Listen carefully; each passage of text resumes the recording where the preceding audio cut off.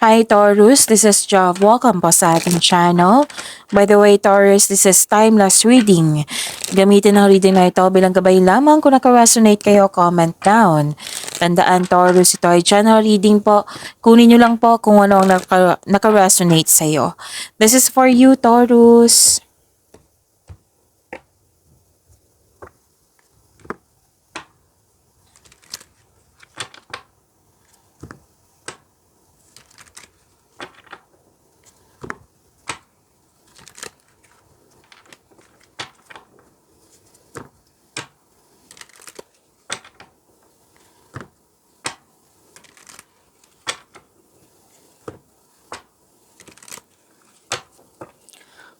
Para po ito sa iyo, Taurus.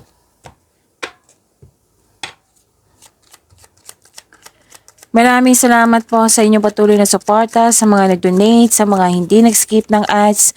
Maraming salamat po. Sa mga hindi pa nag-subscribe, subscribe na po kayo at click bell notification para malaman nyo na may bago tayong video. Para sa mga gustong magpa-reading, comment po kayo ng personal reading. Again, comment kayo ng personal reading and check my reply sa comment section.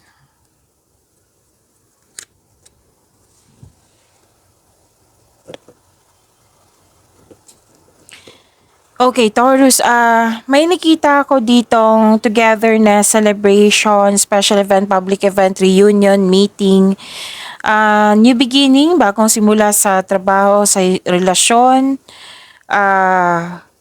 basta may bagong simula po, okay? May na-hire dito kahit walang experience. Nakita ko rin dito na may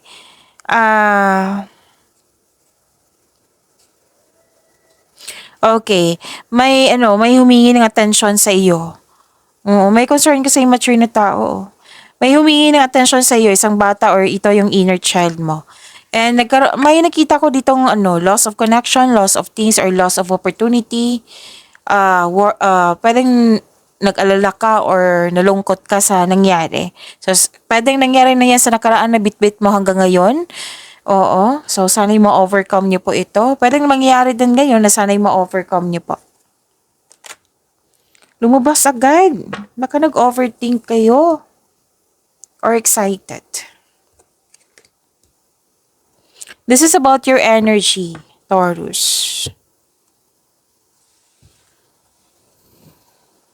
Kung may napansin kayo na repeating message, yan po yung pinupush ng card sa inyo. Like for example, nanood kayo sa isang monthly gabay tarot reading, weekly gabay tarot reading, second half of the month of September.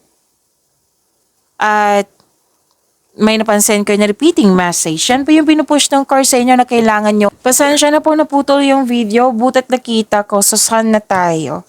Basta pa kung may repeating message, yan po yung pinupush ng card sa inyo. Nabigyan ng solusyon at aksyon kung maaari po. Okay, so this is your energy, right? Taurus, may celebration, togetherness, may pagdiriwang. This is also means a stress reliever sa iyo, itong pagtipon-tipon na ito. Pwede may ganap na groupings or collaboration. Basta pag grupo ng tao, nakikita ko dito nag-celebrate kayo.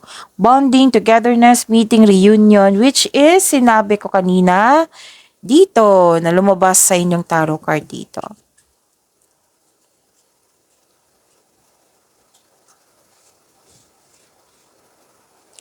Okay, please expect na marami kayong ginagawa. And very passionate kayo sa gusto sa buhay. Very supportive din kayo. Binibigyan mo ng time and effort yung passion mo. Kaya mo maging leader, and please know that you are guided and protected now and always. You are divinely guided and you are becoming more confident. This is good. Recognition, nakikita ko rin dito.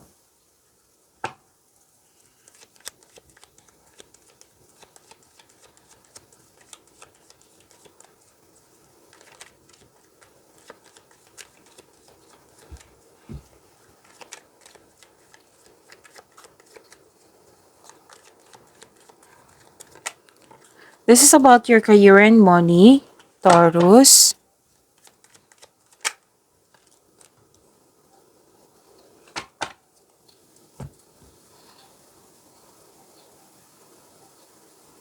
Nakikita ko dito sa inyong career and money na satisfaction and abundance. You have overflowing abundance, thankful ka sa mga biyayang natanggap mo. Ah, at may natapos kang project, sobrang saya at satisfied ka sa naabot mong completion. Another card na nagsabi dito na may recognition. Oo, for a recognition for a job well done, or may nakita rin ako ditong promotion, pagangat ng kita, sweldo allowance, or marami kayong benta, yan, or sa inyong posisyon to. So, following intuition and honoring your ideas, it will lead you to increased prosperity and abundance. So, ang ganda nito. Overflowing abundance, claim niyo po. Nakikita ko rin dito, nagkaroon po ng, may dumating na opportunity na binigyan mo siya ng agarang aksyon or reaksyon.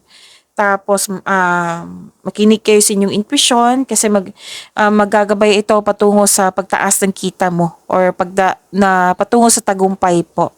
So, may dumating na excited ka na binigyan mo siya ng agarang aksyon or reaksyon.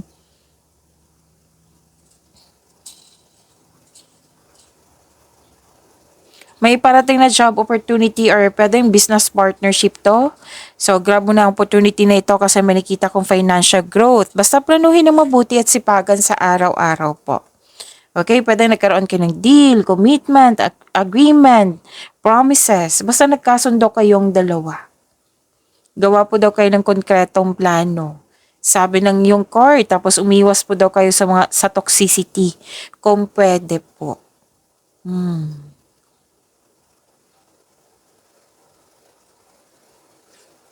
So, may nangyari sa nakaraan na bitbit mo hanggang ngayon, kailangan mong i-release yan. At mag-move forward kayo into a new and more successful period. Yes, acknowledge for your success is coming. Parating na po. May financial growth din ako nakikita dito.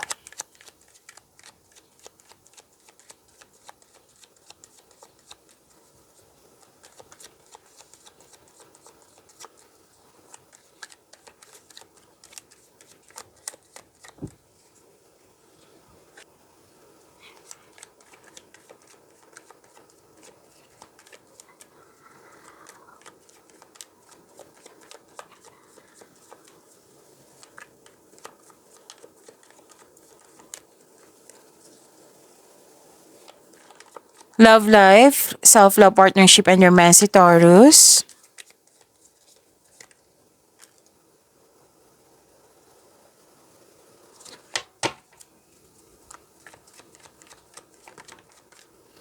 Wow, nakuha mo si Wheel of Fortune.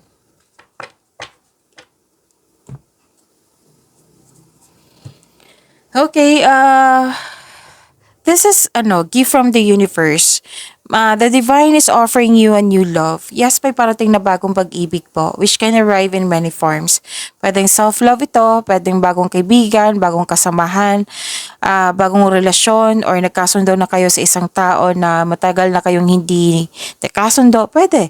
Basta po magbibigay ito ng love, peace, and happiness sa iyong buhay. Okay? So, ang ilan sa inyo dito, nag-focus na kayo sa inyong sarili, yung self-love, you're taking time for yourself.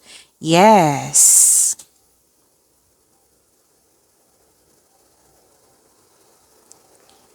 Sa mga single dito, may chance na mamimit mo yung new romantic partner mo. Sa mga marelasyon sa buhay mag-asawa, na mukhang hindi kayo nagkaroon ng pagkakaunawaan, so, may darating na blessing sa inyo nang siyang dahilan na mag-uusap kayo. Okay?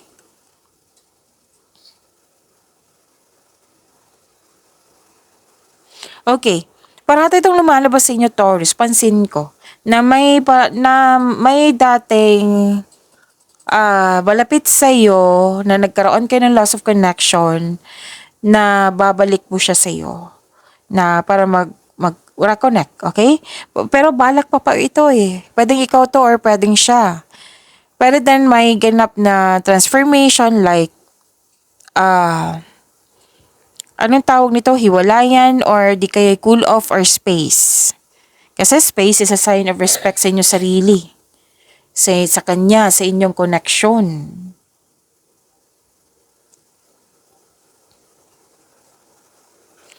At Single ka man, may relasyon sa buhay mag-asawa, mukhang nagmamadali kayo dito na para may ganap. Oo. So sabi ng card dito, gumawa kayo ng vision for the future. Okay? Kasi makatulong to sa inyong personal development or sa inyong relasyon, sa inyong connection para mag-level up kayo.